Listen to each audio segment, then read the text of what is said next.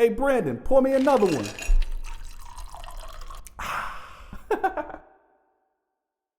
You back in business, man. Yeah. Are you gonna start watching the WNBA?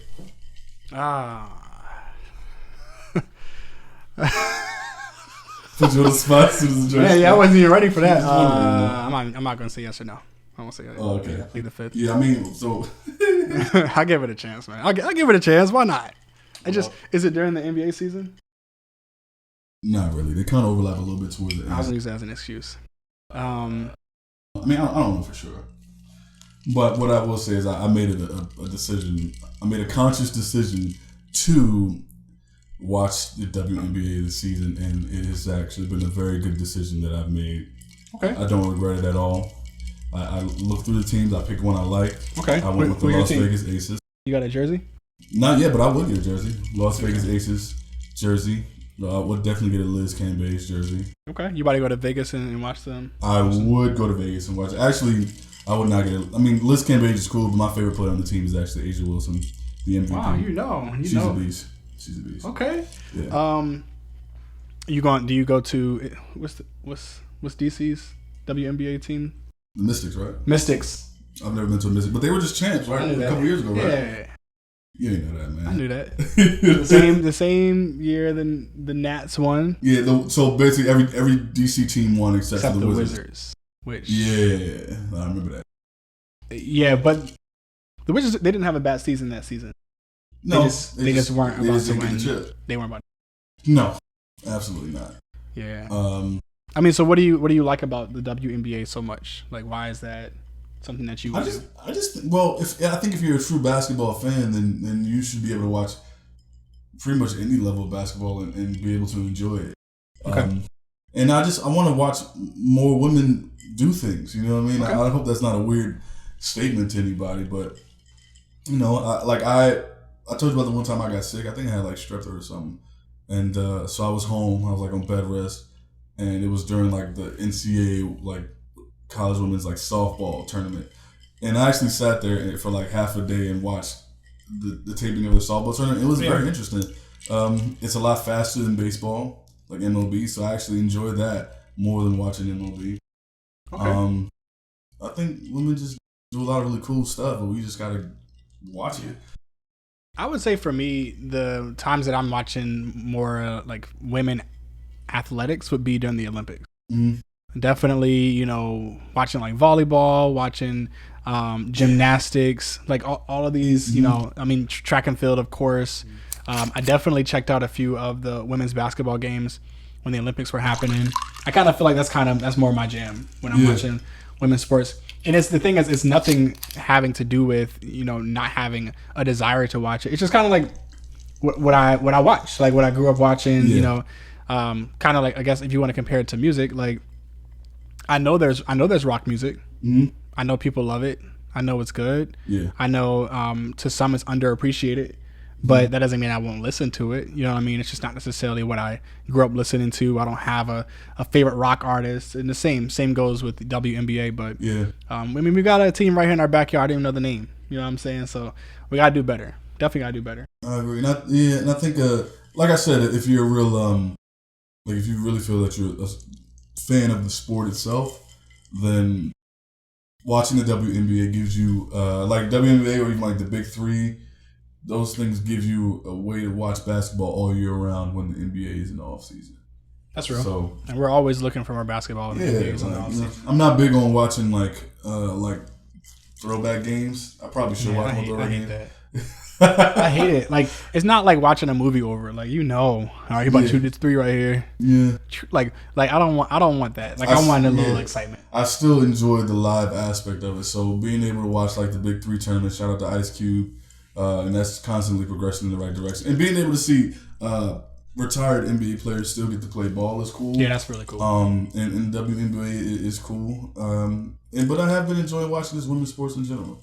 But this is in fact not a sports podcast. If you were thinking it was, right? That's right. We are here for the whiskey and the music. So I think it's time to go ahead and jump in, brother. Absolutely. So we got a couple things on the list today, man. I'm excited about episode 2. Are you, man? Episode 2 of the pod, man. Whiskey Wednesday. We back, baby. Episode 1 was strong. Yeah. We're going to come back with more strong. Yeah. You know what I'm saying? Well, cheers to you, brother. What you sipping on today? Hey, man. I'm actually sipping on my favorite whiskey, Jameson. Jameson is my favorite whiskey, bro. You are trashy. Favorite. That'd be your favorite. Yes. Yeah. The dive bar go-to is the fave. Yeah. I love it. Yeah. Jameson it is, man. Yeah, we sticking with the basics for right now. We had a little honey jack last time, a little Jameson this time, and then maybe moving forward we might venture out a little bit. We're still waiting to take suggestions from you all on whiskey that we should drink and taste out here. Send them in. If you guys are on YouTube, post it below. Yeah. If you're listening to us, just on the podcast app, hit us up. Hit us up on our social media accounts. Yeah. Let us know. I think next episode we might get a little Uncle Nearest. Yeah, we'll go ahead and take things. I love it. Yeah. I love it. I got a couple other ones we should try too. My favorite is Rowan's Creek. Ooh, I remember Rowan's Creek. Yeah, it's gonna put a little hair on your chest. Yeah, I think we were at was it a cigar lounge, or I think it might have just been a bar that allowed cigars, and the roof was open. We were on a DC rooftop. Yeah, you don't remember that? You might have been two or three Rowan's Creeks in. I remember drinking. The only place I can recall that carries Rowan's Creek in DC is Chicken and Whiskey. We were on a rooftop with cigars. We had cigars? Nah, we were not smoking cigars, but are you talking about the That's what was cool. I had Rowan's Creek in there? Yeah, that's the first I was feeling it right in there. That's the first time we had Rowan's Creek. It was like dark and all that. Real dark. Yeah, it was a good vibe, man. I think it was like some of your coworkers that were in there. Yeah. It was a good vibe. But I'm gonna find out where that was. I think it was in Allen Morgan, actually. Sounds right. It was a nice spot. It definitely was a different spot. Like, it's not where we normally hang out. Nah. And I think we should step over there a little bit. I'm down. But yeah, we're gonna try some more whiskeys on the show. Yeah, I'm gonna figure out what that spot was with the cigars. Yeah, we might have to get a cigar out there, man. Too. I don't know. You about that? Special occasions. Like, I celebrated my birthday about a month ago, and had a nice cigar. Excuse. It was good, man. I felt like a boss. It's something about a cigar. I don't know what it is. It just big boss. Yeah, even if you're not even really puffing it, you're just holding it. You know what I mean? It's like sitting there. It's like sitting in like a nice car or something like that. Even if it's not yours, bro. If you're not driving it. Yeah, that's a pause. Yeah. I don't think that was a pause one for sure. I don't know. I'm pretty sure I've had a cigar or two. I go for a nice little cigar, quick cigar buzz, but it's not really my thing. I definitely don't do hookah. We discussed that. Yeah, you're not really feeling hookah. It's something hookah. It's a little too much going on around hookah. It looks a little ghetto, actually. It's just looking ghetto, so I had to leave that alone. The whole swapping out the mouthpieces and then, people be blowing it in the air. Oh, I saw this meme on Instagram where it said, "Imagine if you're at a hookah bar and you can't pay the bill." So the bartender takes your phone and deletes all your Instagram story. Basically saying you're only using the hookah to look cool on Instagram for story. clout. So they go in and they delete your whole Instagram story. It never happened. Never happened. Did it happen? It never happened. You didn't pay. It didn't happen. Yeah, I mean, nowadays hookah is definitely a little COVIDy. Definitely slightly COVIDy. It's crazy people still out here doing hookah with other people right Stop now. That. COVID. Y'all breathing in that jump. Stop that. Cut it out. You're killing me, man. You're killing me, man. All right, so let's jump into what we got to talk about. They don't want to believe the truth. They don't want to believe it, Gail. She said, Robert. You're killing me. All right, so first things first. I saw this on Instagram, and I wanted to ask you about it. Oh, man. There's a post that said, pretty much the post said the songs featuring Lil Baby on Drake and Kanye's albums are driving both projects. So I'm going to go ahead and name those two songs. Okay. So on Kanye's album, give me a second. Take your time, man. Give me a second. I'll tell you what. I don't know if, while you search for that, I don't know if with the Baby's recent issues and controversy, if he would still be on those albums. Now we're talking about Lil Baby. Oh, shoot. I'm not lit, y'all. But they all got similar. You got Lil Baby, the Baby, Birdman, Baby Spice, Baby Boss. That's what it's called, right? The movie with Lil Baby. I'm weak. Lil Baby. Okay, then yes. I think Lil Baby is. At first, I wasn't a big Lil Baby fan. I didn't, solely because I didn't necessarily understand everything he said. I thought it was a lot of auto-tune. It was auto-tune heavy his sound, so it was hard for me to get what was going on. There was a lot of mumbling. That's what I thought. But I started to pay a little more attention lately, and I noticed that he really be rapping. And I respect that. So the frustrating part, as I was trying to look up the name of the song that Lil Baby's on with Kanye, is that Kanye does not name any of his featured artists on his album. So that's really, really frustrating. Why do you think that is? I don't know why that is. There's no reason. Yeah, there's no reason. There's no reason for it. So the only reason that I could think of why maybe someone would do that is because they don't want you skipping around on their album instead of listening to it in the context. So skip. Nobody's listening to 27 songs straight all the time. You listen to 27 songs straight maybe the first time, maybe the second time. After that, we're going to our favorite song. Right, but by then you've already heard it at least once, so you know which one is your favorite. But if you look at somebody's album and you see, they got a feature with this person and this person, then chances are you might skip down without listening to everything else. Maybe he's telling a story and he doesn't want you to skip it. I don't do that. Within context. If I'm listening to your album, I'm listening to your album. I don't care if my favorite artist is on track number 13. I'm listening all the way through and I'm excited to get to that one. But that's annoying. But anyway, Lil Baby is on a song on Donda, and Lil Baby is on a song on Certified Lover Boy. I saw a post that pretty much said that he's driving the force for both albums. And I want to know, would you agree? Do you think that Lil Baby has that type of power for two major artists, being Kanye and Drake? Well, I feel like, first of all, that's a really big statement. He's not driving the force. He may be adding a new energy for it. Adding a new energy to the record itself. But I mean, he's not driving your whole album because he's on one song. No, absolutely not. I do not agree with that. Okay. But I do think he's been coming with a new energy lately that that keeps things more exciting. Like when Drake dropped that 3-pack joint, whatever it was called, the blue cover joint. And Lil Baby was on that song. It was him and Lil Baby came on the second verse and he was just flowing and going crazy. Is that Scorpion or? No. He dropped a 3-song EP joint. What you talking about? Actually, he had the one with Rick Ross, right? Didn't he have a song with Rick Ross? Scary Hours. When he dropped Scary Hours. Yeah. And Lil Baby was on Wants and Needs. Lil Baby, he kind of went crazy on that joint. So I think it adds to it. It just helps to build his presence up as a rapper and give him more respect. Because if all these real MCs are adding you to their songs, then maybe everyone else in hip hop should respect you a little more. I mean, yeah, even I think Andre 3000 named him one of the artists that he is inspired by and would like to work with. Crazy, yeah. I agree with you. I don't necessarily think he's driving the force behind their albums, but no. I had to go through the comments to see what people are saying.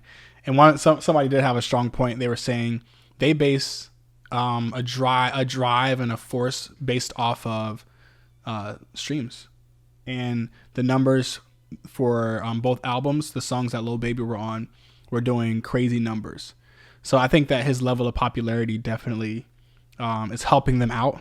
And I also think that people are just legitimate fans of his.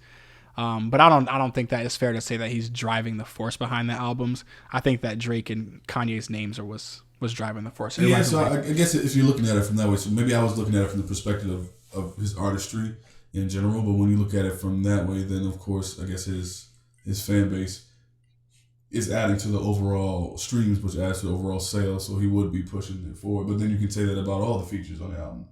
You know what I'm saying? Yeah. They all have very versatile groups of features on each album. I mean, like 5-Year-Old Foreign. I think Baby King might be on Kanye's album. You got Lil Baby. You got all these different people.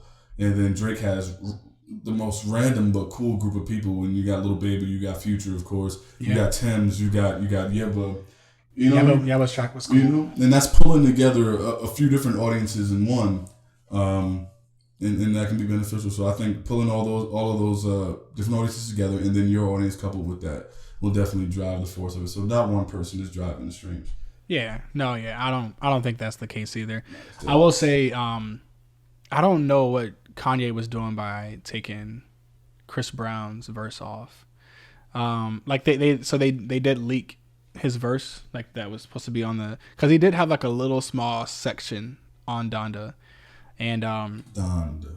Yeah.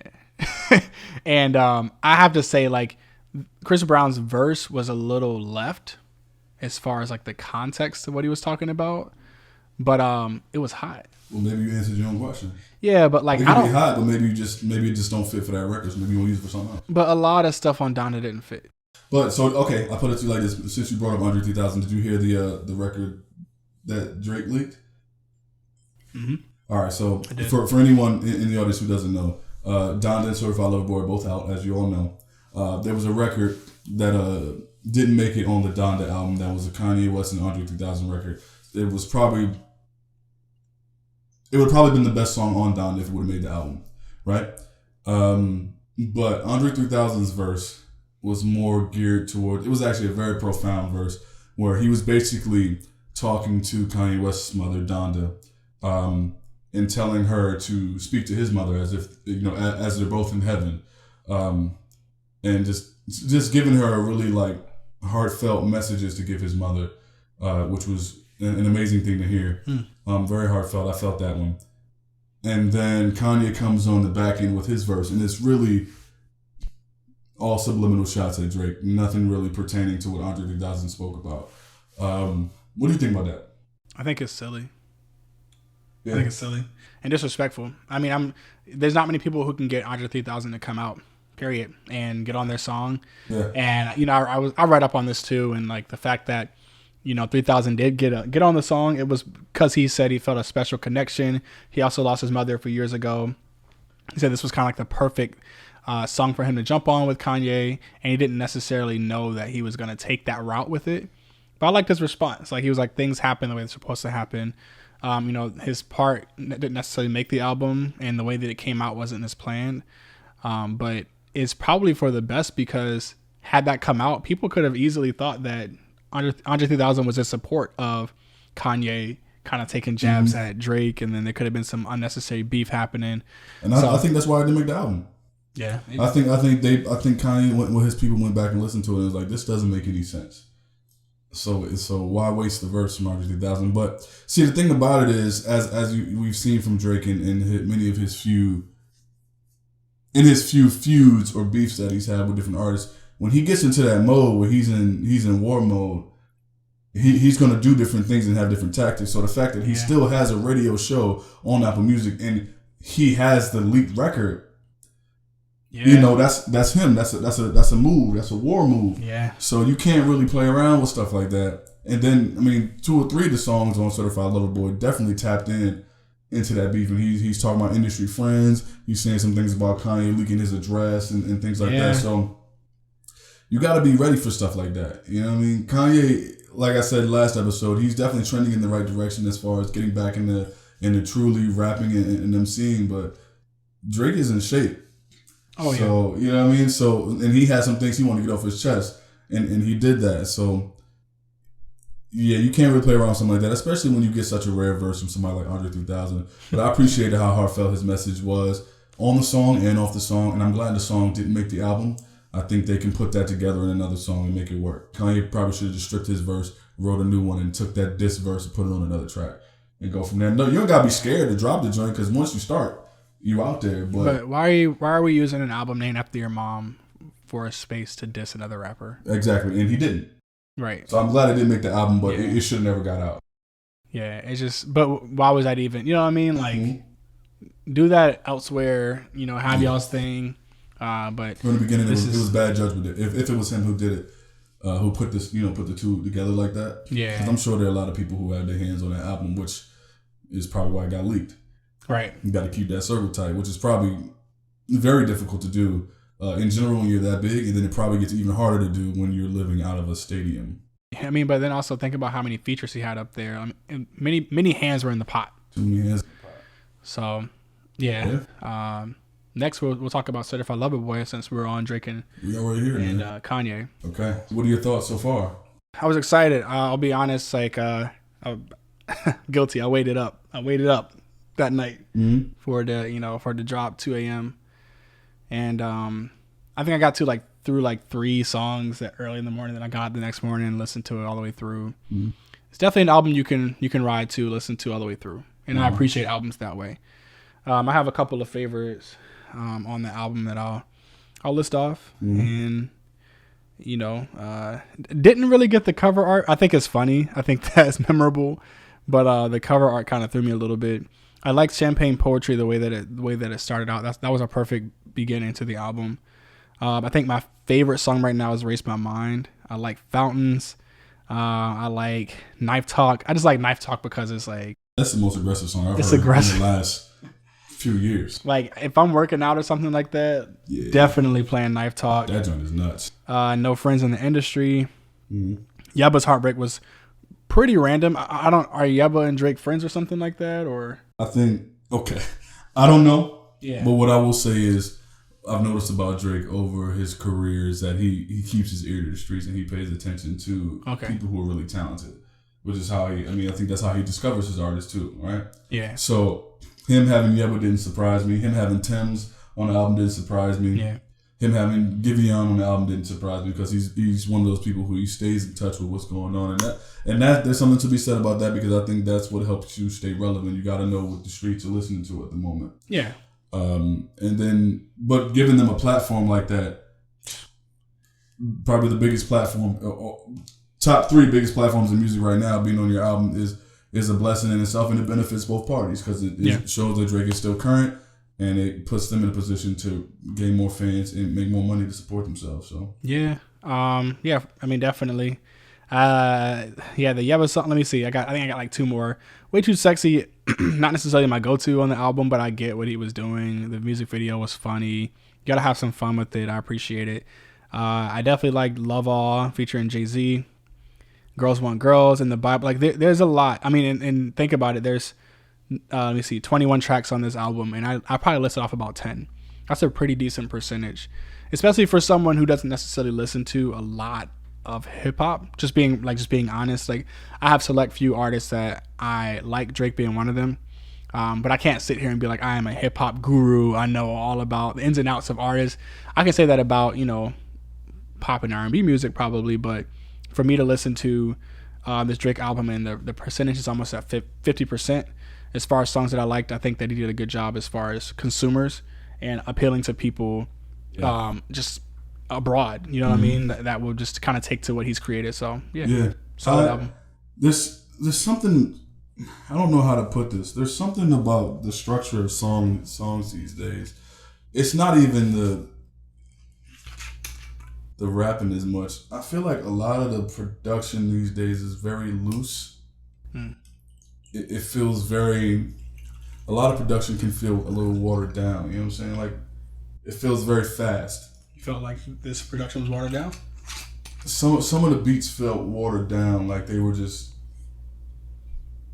Like there wasn't too much thought that went into it. There wasn't much depth to it, much body to it. You know what I'm saying? Like it's easy to just throw in the 808, throw in the snare a couple times, and then add some like underwater sounds in the background, and then you know what I mean? Yeah. There isn't much. There aren't really sections to the beats anymore. You know, there are no bridges. There are no movement. How do you feel about that? Because that's definitely the direction a lot of music's going in nowadays, where no bridge, no, new theme that happens in the song, just kind of staying the same. And then we're definitely in the vibe era. We're in the vibe era. Yeah. Everybody's trying to create that. Everybody wants smoking music. Everybody wants music where you put it on a playlist and you just let it go. And you just rack up your streams. For me, that lacks creativity. Just a personal opinion. But I understand the strategic approach to it. But how do you feel? Do you feel like that's what he was trying to do? No, because he broke it up. There are some songs I feel like there and others that don't. But I don't personally like it per se. I get it, and I can do it. But it's just kind of like, I like to tell stories, so I just feel when you're just kind of rushing through songs just to have content. So even doing that from the production standpoint, it's hard to write a truly meaningful song if the production is so watered down. You know what I'm saying? Yeah. If there's no real movement to it, it's just like everything is too sequenced to where you can hear it sequencing from A section to B section. Or we're just bringing in the hi-hat on the second part of this verse, these last 8 bars. There should be different things going on, movements, Yeah, I mean, for this album in particular, I would say there were a few songs where I thought the production was very clean, very well done. Not necessarily innovative, not necessarily them trying to find new sounds or, I will say, if we're comparing, I think Donda was more in that direction where he was trying different sounds, trying to be more innovative, stretching himself as an artist. I didn't necessarily get that from Drake's approach this time. I think he was trying to please his fans, and there's nothing wrong with that either. Yeah, Donda definitely, but that's Kanye. We talked about that on the last episode too, how he is a student of music, and Drake is as well. But I think he's a student of music from both the hip hop aspect and the rapping aspect and the producing aspect. So he's going to try different things musically to add to the sound. But even with songs like the one that has Fabio Foreign and the other guys on it, that did have that drill sound, which is very current right now. But he clearly just had that Kanye spin on it. Your favorite song was Jail, right? On Donda? Yeah. I do. I like Jail, the Jay-Z version. I didn't mind Jail Part 2 with the Baby either. I appreciated hearing the Baby spit like that. He was saying some real stuff that's going on with them right now. Cancel culture, people not necessarily understanding how he grew up and people trying to tell him how to talk.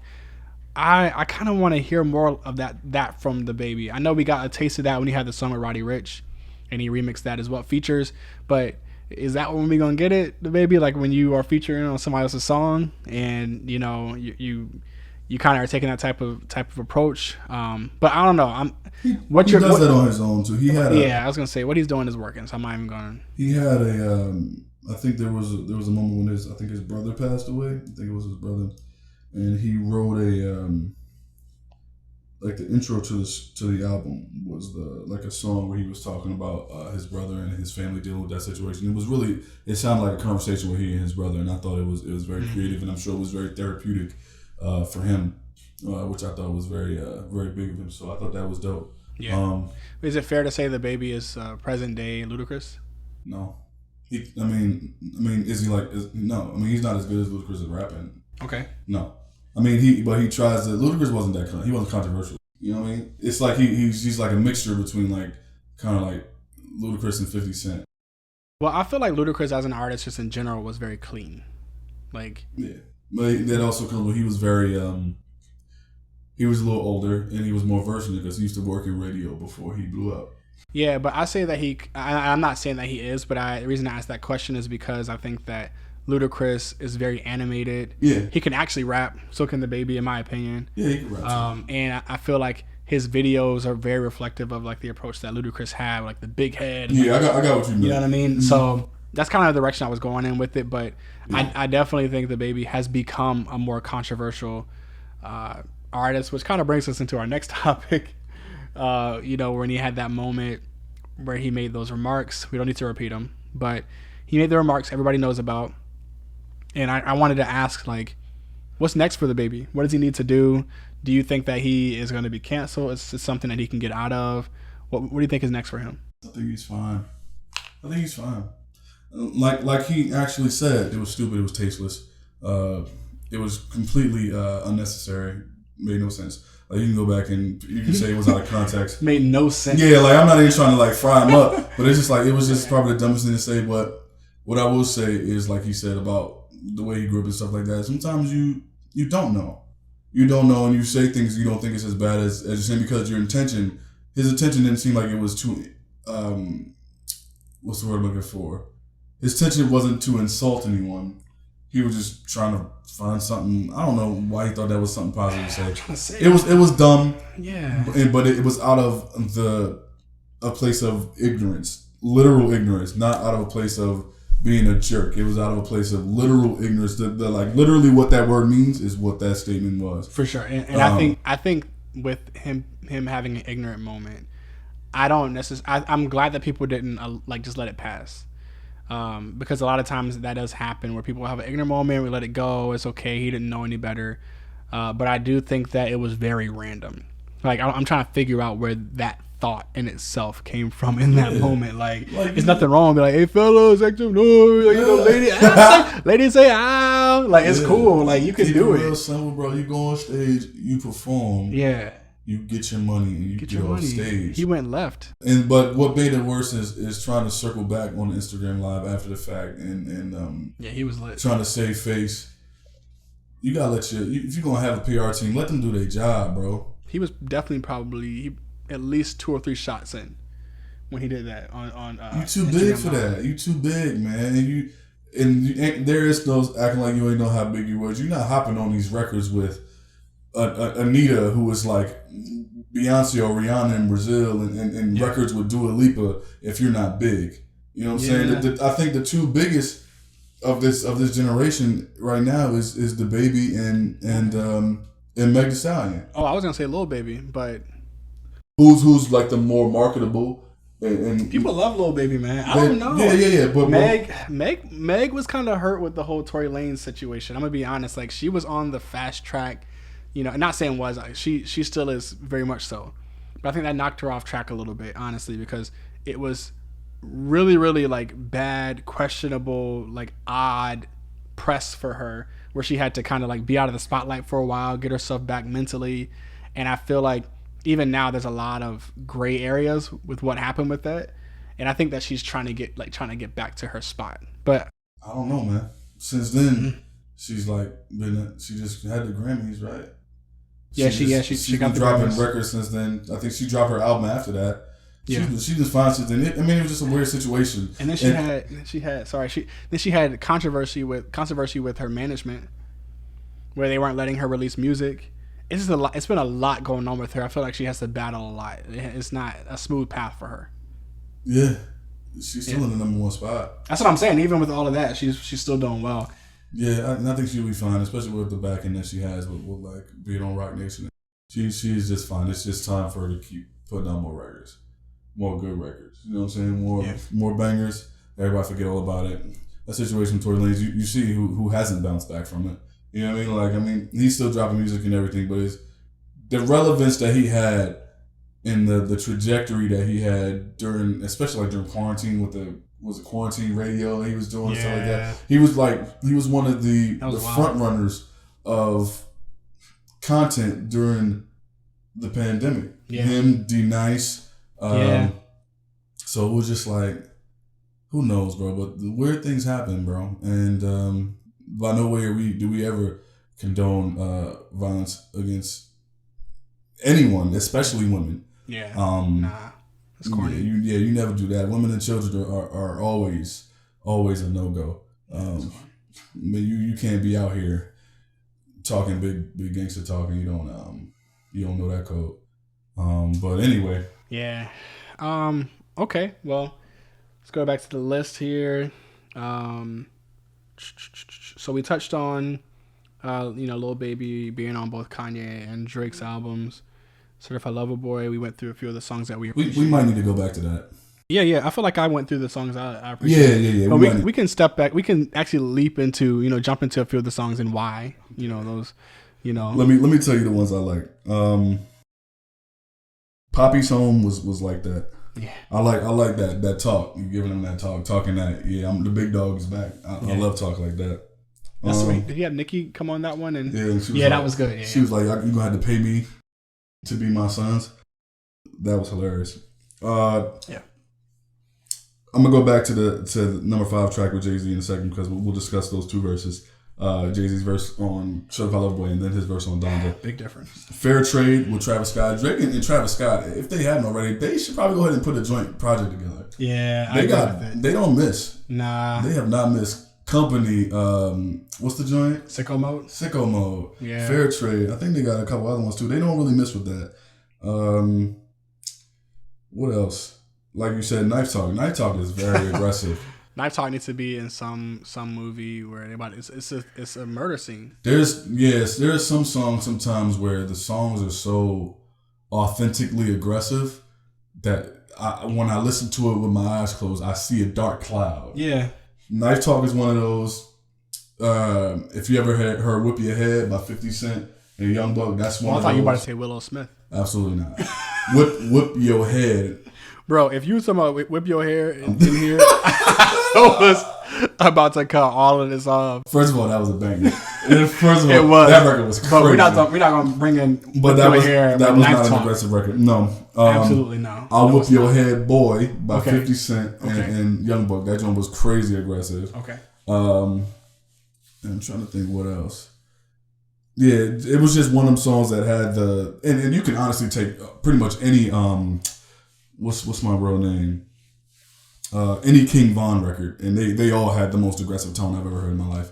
I was actually a little scared to listen to some of his music. Yeah, he was about that. So yeah, you got those Fountains with Tim's. I love that. Tim's. There's something about her tone that's so raw and yet so smooth. She just kind of floats on them joints. I've never seen her. I don't know what she looks like. I just followed her on IG the other day just because she was doing so well musically. I was like, I want to keep up with this artist. Does she look the way she sounds? What do you think she looks like? I don't know. I don't know what that means. I think so. I don't know. I don't know. I don't have. Let me pull it up real quick. Okay, yeah. Tim's Baby is her account. I mean, she looks kind of like Justine Skye. Yeah, I see that. Yeah, I see that. A little bit, but then not right there. Yeah, she looks chill. Like she getting there and vibe. Yeah. I like it. I love to work with her. She fine. She looks like one of the girls that was at the kickbacks in college that didn't really talk to anybody except for her friends. And that's it. But she cool. But she'll talk to you actually if you if you're coming correct, she might open up and have some convo with you. If you got more to drink over there. Yeah, I can see that. She down to talk a little bit, but if you look like you want some shenanigans, she not down for it. And I respect that. I can see it. That's crazy how we just put that whole little fake backstory together and we ain't never met her a day in our life. That's probably how she was though. She might still be. What did you think of the record with Kid Cudi? Did you listen to that one? I did. It was good. It was solid. I'm a Cudi fan, man. Yeah, it was solid. It wasn't for me. It wasn't a standout. Like I don't think I named that one, but it was solid. That's it. You only live twice. Excuse me, with Lil Wayne and Rick Ross. I like that one. That was nice to hear. That was it. It was nice to hear Wayne come back spitting. Rick Ross doesn't miss.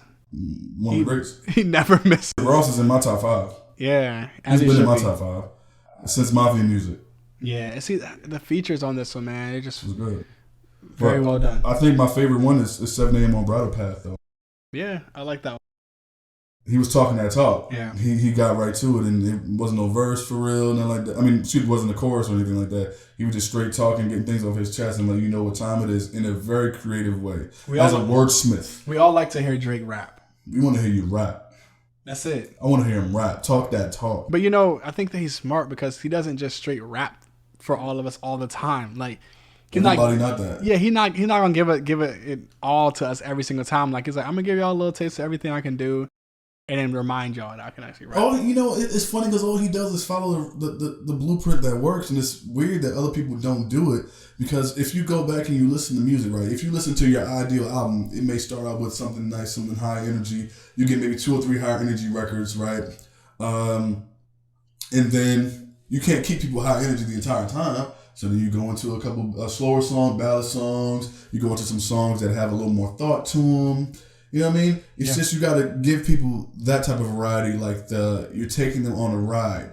Like I'm sure I've said to you when I try to make music, it's like telling a story or a movie for your ears. So you should be able to close your eyes and visualize something. I've always felt that from what I've learned from other like people in the game and from studying music is that you should approach it that way. So your album should be like telling a story or movie. It doesn't necessarily have to be a concept album like Good Kid, Mad City or something like that with actual narrations and stuff like that. But it should still take people, start somewhere, take people there, have a climax, and then take them back down so they leave feeling like they experienced something. And I think Drake just does a really good job of that. And you can tell he's not always just on his really good albums. He's not just taking a bunch of songs out of the vault and throwing them together. And I appreciate that. I do. I appreciate it. Sonically, it needs to all mesh well together. Yeah. It needs to be one thought. Yeah. It needs to be, something that he needs like, okay, this is the story. Like you said, the story I want to tell, and I want to take my fans to another place because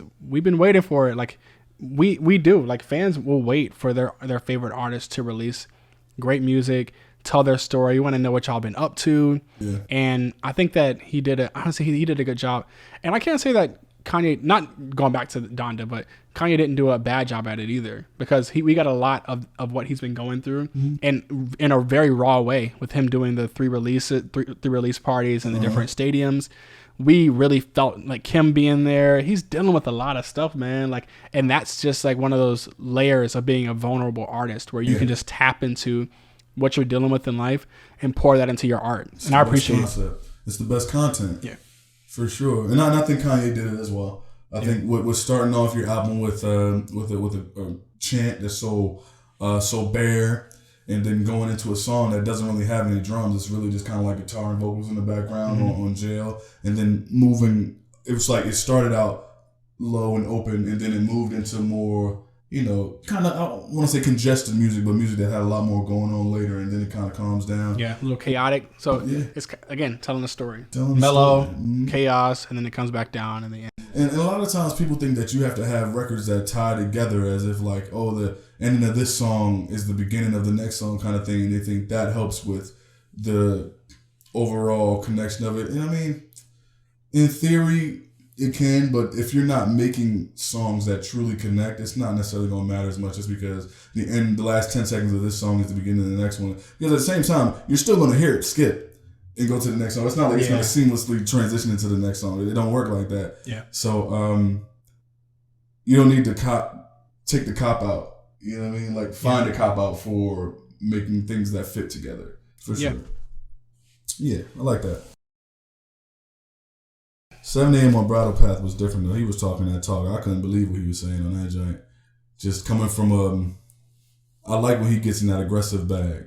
So we did a deep dive into Drake's Certified Lover Boy. Scale of 1 to 10, man. What you give the album? That's rough. Yeah. I'm nervous to say something. It's all right. Personal opinion. Okay, I'm going to do it like this. So, if I look through it, and it's 21 songs? Mm-hmm. And I've listened to the album straight through a bunch of times. And let's see, which songs have I gone back to? 1, 2, 3, 4, 5, 6, 7, 8, 9, 10, 11, 12. So out of 21 songs, I went back and listened to 12 a few times. Like I like them a lot. I think that's like a 7.5. Yeah. Yeah. That's what I would. If you're about halfway, you're about half as far as like songs that just stand out to you. You go back and give them a second listen or a third listen. Yeah. Yeah, you're about 7 or 8. That's a successful album. Yeah. If people can go back and listen, and they if more than 50% of your album has replay value, that's a successful album. Yeah. Yeah. So let's move into the next section. So now we're actually going to drop into a new section of our podcast where we give you guys our whiskey mix. And this is when we, dig a little further into the recipe for the perfect drink. The perfect drink being a very well done song. So we're gonna, take a listen to a song of our choice. Today I'm gonna pick the song, if that's cool. You got it, bro. And this is a song that if I hop in the car, it's probably gonna be on the playlist. I'm probably gonna toss it on and listen to it. It's just well done start to finish, and it definitely fits well on the album as well. It's a song called Rosamo. At this point, it's a little older, which is crazy that it's older at this point, but it's by an artist named Lucky Day, off the album called Painted, and it's just a very well done song. So we'll listen to it, and then we'll kind of dive in and pick it apart, analyze it, and explain why the ingredients in this drink make it the perfect mix. You want to kick it off, or you want me to go first? Your pick, man. Go ahead, kick it off.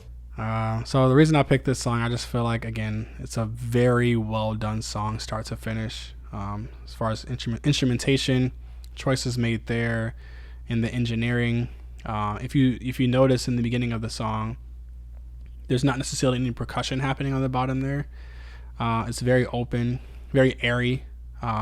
There's like in the background, there's kind of like this like operatic type of like vibe happening from a female voice, and then he comes in with his very kind of like bright, almost like crooning voice, in his tone, and it kind of draws your attention right away when he starts to sing, and then you hear the strings in the back, just very very well done. Like it kept my interest the entire time, and then once he got to the second verse, he completely switched up the kind of the syncopation, like the rhythm and the melody that he was doing, and he kind of started driving the song a little bit, and he kind of got into a groove, and then that's when the percussion came in as well with the live drum type of vibe, what he was doing, and I was like, okay, this is where it starts, kind of starts feeling right, it starts feeling good.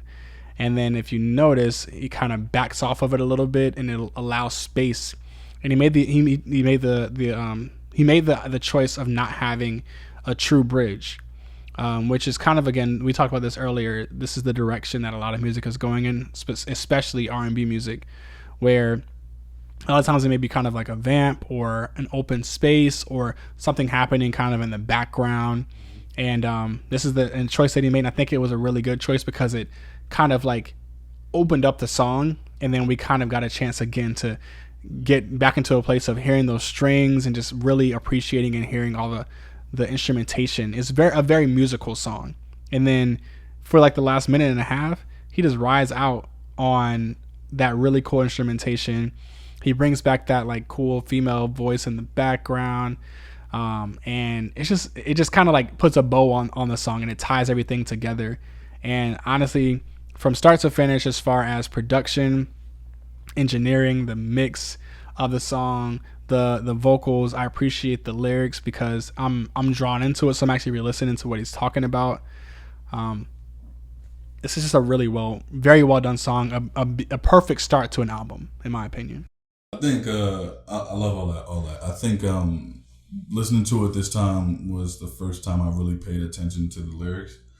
The lyrics are actually very creative. When he got to the section, like in the pre-chorus where he says, "And it ain't no room in Paris, we can still fly high and crash it. Yeah, just make sure you pass it." I like that. And then the section where he's like, "We don't have to be here if we stay. We don't have to leave if we go." You know what I mean? I thought that was very creative. You know what I mean? It's saying, hey, we can go to a different place without moving at all, just off this weed. Yeah, I like that, and it's a very sensual song, and I like how it talks about basically utilizing like that high and that feeling that they get and experiencing it together, and then allowing it to move them into being intimate with one another is cool, and in a very creative way, like very creative, yeah. Got me on my knees, you're my religion. Yeah. Speaking tongues all on your body, no one's listening. I was like, yeah. That's my favorite part. That's a bar right there. That's a bar. And the cool thing about that section right there is that's the beginning of the second verse, where the rhythm, like you mentioned, is different than the first verse. So keeping things fresh at the top of the second verse. A lot of people don't understand when you write music, it's in sections, right? Sections, and that's different something, themes, different themes and different sections. That's something that I learned and I picked up when we were studying classical music, right? So you got your verse, which is probably like 16 bars, something like that, or it can be 12, and then you got 4 bars of a pre-chorus, like he has. Ain't no room in Paris, that section, right? And then go right into the chorus. It's very creative writing. Being very crafty with your words is something that I really appreciated from it this go around. And then going back and forth through those different sections. Verse, pre-chorus, chorus, verse, but a little bit more, right? And traditionally, just the second time you do a verse, adding a little more, adding some embellishments, adding different rhythms and things to keep it fresh. You don't want things to be boring. So I like that a lot. Of course, the instrumentation is amazing. Yeah. The operatic voice, it sounds like it's a woman's voice in the background, like you mentioned, is dope. But those strings, this came out at a time where nothing else really sounded like that, especially in R&B. You know what I mean? Everybody was very vibey, and this was still a vibe, but it's giving you more 60s, 70s kind of vibe. Grooving like that almost in a Marvin Gaye kind of way, almost. So I thought that was cool. It was a break from what everyone else usually hears. You know, you could tell he wasn't trying to conform and sound like anyone else when he made the record, and I think that's what's helped him stand out. And I think that's what moved him to be so successful. I don't want to say so quickly because, like, you know what I mean? I'm sure he's been working at it for a really long time.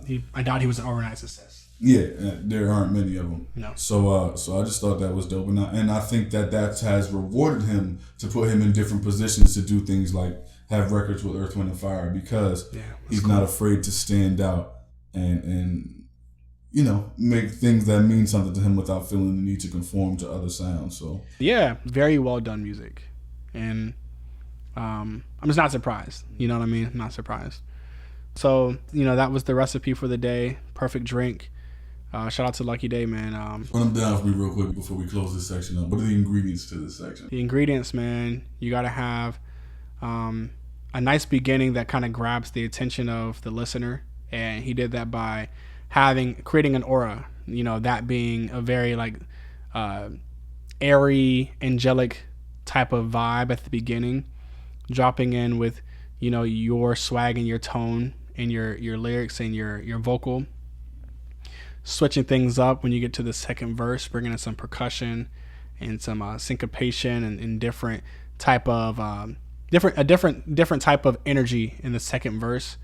And then making the decision that you don't necessarily need a bridge and you're going to kind of back off, allow the song to breathe, give it that space and appreciation to the instrumentation and kind of bring it home again with those beautiful strings and just beautiful instrumentation and giving the appreciation for that creation being the part of the song. That's the recipe. Yeah. I think mine would be the same. Starting out, well, definitely the writing has to be creative, but it also has to have memorable sections that people can go back to and reference. That helps them to remember the song, which he did with the traditional structure of your verse, pre-chorus, chorus, jumping through it like that. Instrumentation has to be good. You know what I mean? Like we talked about earlier, how some songs, production-wise, might seem, I don't necessarily stale, but they don't really have any true movement or anything to it. Yeah. That song has a lot of movement to it, a lot of different parts that add to the character and move the song forward. So that's important. And the flow is just there. Yeah, and the flow, it shouldn't feel forced at all. Yeah. And it also shouldn't feel too mechanical. So yeah, those are the ingredients that I picked up from that one. Nice. Yeah. I like it. I feel like that brings us to our final topic. Favorite album since the pandemic started. Jeez. I'll let you kick it off. We got a couple of options here on the list, but this is a hard one. It's a hard one. Man, Jay Electronica's joint. I still listen to that to this day.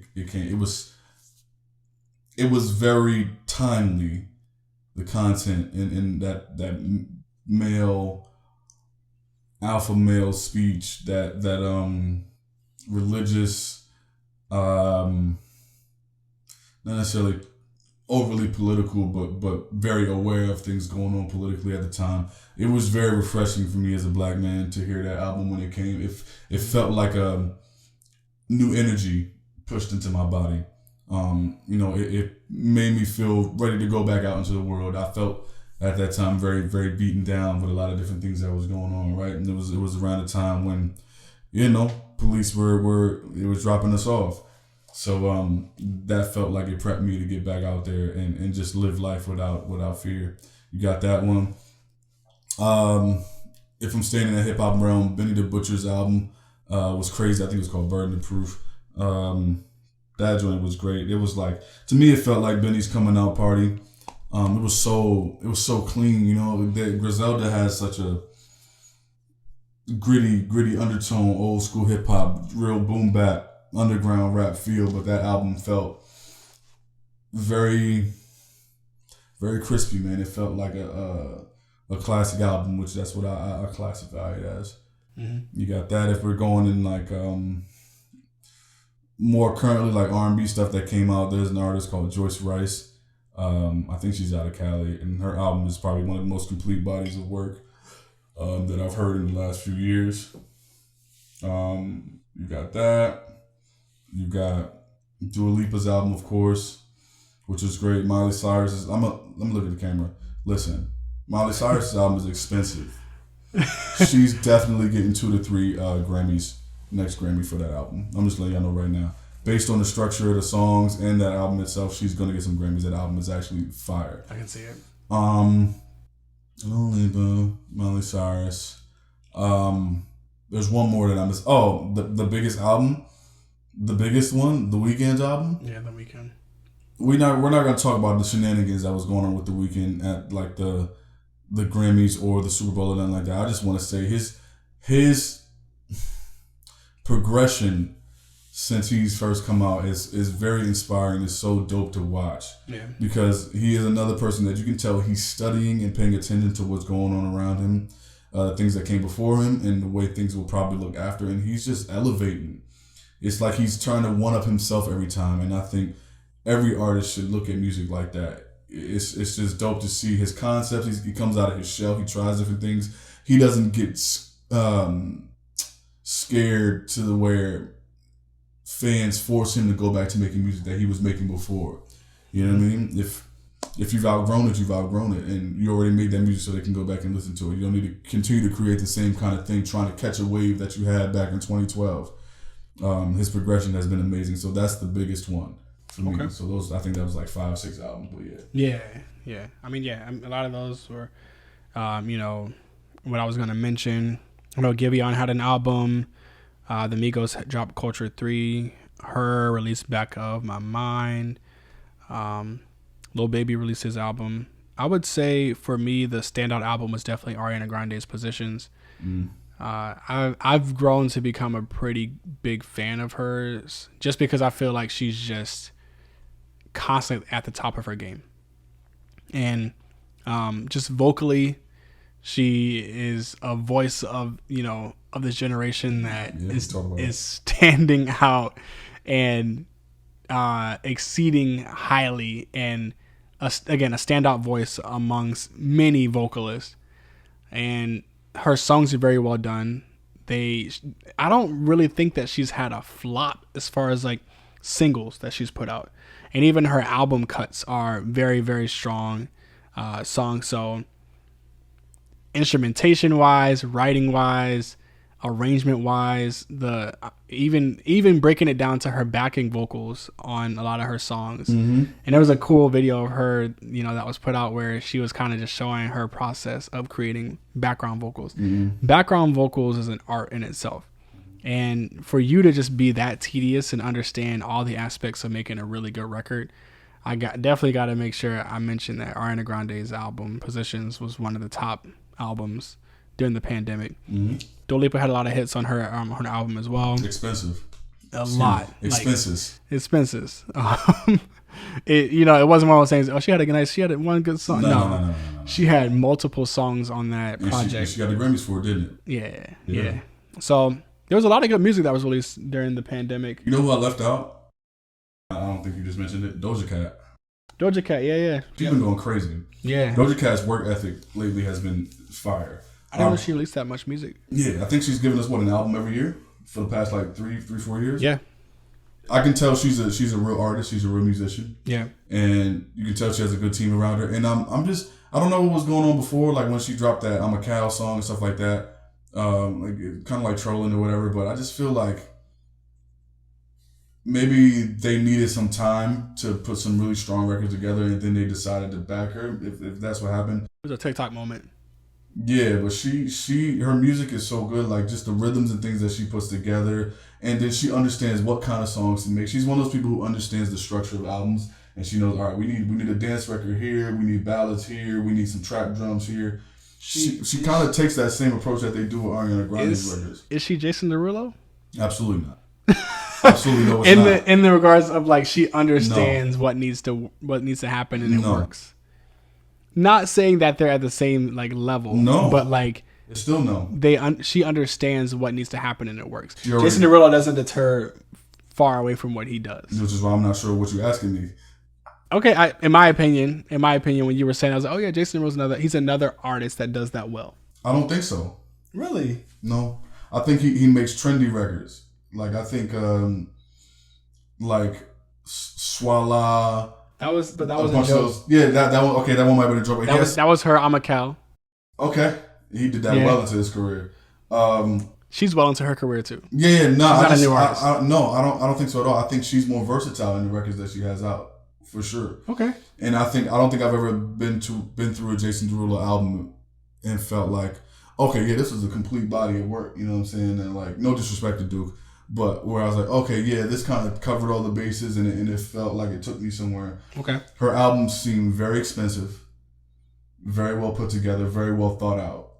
Okay, and yeah, it feels like, I think it's very similar to what the approach they took with like Meg Thee Stallion's album, but because she's not like a singer, I don't think it translates as well. Like she has that one song Meg Thee Stallion, her album is like blah blah blah blah blah. It's not like a pop record. Yeah, they knew what they were doing, but because that's not her where she's from, like musically, it didn't translate as well. But Doja Cat can do things like say something and you even know it. But then she can also give you juicy, right? So you got those different, so that's like, who used to do a lot of that?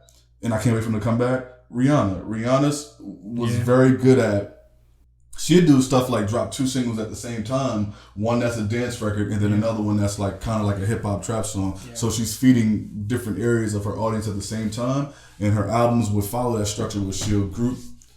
It's like a recital. It's like when you go to a classical recital and you have like 3 German songs and 3 Italian songs and then English art songs. She'll have dance records together, and then she'll get into the more grimy like hip hop trap records, and then she'll get into a group of ballads. She just knows how to structure those things, and I think that's what they're doing with Doja Cat, and they're doing a really good job at it at a really high clip. Now. I appreciate her music. I didn't necessarily know that she had as many hits as she did, so it's pretty cool to see. I'm interested to see where she goes next. And she can dance, and her stage presence is really good. I think she, if it wasn't for the pandemic, she'd probably be even bigger than she is. Yeah. Yeah, I think she could be running it right now. If she isn't, I mean, actually, if you're gonna keep it a brick, what lane would she be running? Or is she running everything? She's a pop artist. She be running pop. She's in that kind of like Rihanna lane right now, with just a little more rap. More, you know what? She's in the Nicki Minaj lane with more singing. Yeah, when you mentioned Meg Thee Stallion and like comparing it to Doja Cat, I was like, okay, it sounds like Nicki. I don't necessarily think that, and again, my opinion, I don't think either one of them have done it better than Nicki, in my opinion. Mm-hmm. But I think that it definitely, you can compare, the approach as far as... It's definitely a blueprint. I think she took Nicki's blueprint and she's doing certain things a little better than Nicki did. Yeah. You know what I mean? Like, because she's a better singer and you can tell she can actually sing, I think they're doing a better job at formulating those R&B pop crossover records. It's easier to work with. Vocally, you know what I'm saying? It's easier to put those together. I think it will be. For me, I would think if I'm in the studio with her, all right, we can make anything right now because I know you can either sing it or you can write the raps that'll work for it. Yeah. And she's really attractive, right? And you might be a fan, bro. Of Doja Cat, I am. You might be. I respect her work ethic. Nothing wrong with it. Yeah. Nothing wrong with it. She got some jumps. Yeah, I know I keep saying it, but I didn't know. And that I'm a Cow song don't even need to surface ever again. If I was, I'm taking it down. But that I'm a Cow song is probably making her some good money. I'm gonna be honest. That's when I found out who she was. I found out who she was, and then I ignored her after that until I saw her start to hit me with record after record after record after record. It sucks that you got sometimes the artists have to do some silly stuff in order to kind of be established, and then you're like, okay, hey, here I am, I'm right here. I actually can create good music. Yeah, that would actually take me to another topic, but I think you did me good today. Yeah. Well, we'll save it for another day. But I have another topic about another artist who tried something and it backfired drastically, profusely. I don't even know if that's the right word for it, but it backfired and it didn't go well at all. And I don't think the artist has actually recovered from it. So we should probably find out on the next episode of Whiskey Wednesdays who we talking about. Yeah. And I want to know who we talking. Yeah, you know, it's in the notes. It's in the bylaws. It's in the bylaws. Yeah. So as long as it's in the bylaws. Yeah, it gotta be in the bylaws. My glass is finished. Same. My glass. I wasn't playing games today. You went crazy. It's been a wild Wednesday, man. So this is reflective of that. Mm-hmm. But Hey, another successful Whiskey Wednesday. Yeah, brother. We got a lot to talk about next week. Until then, man, hey, Whiskey Wednesdays. Bro. Hey, Brandon, pour me another one.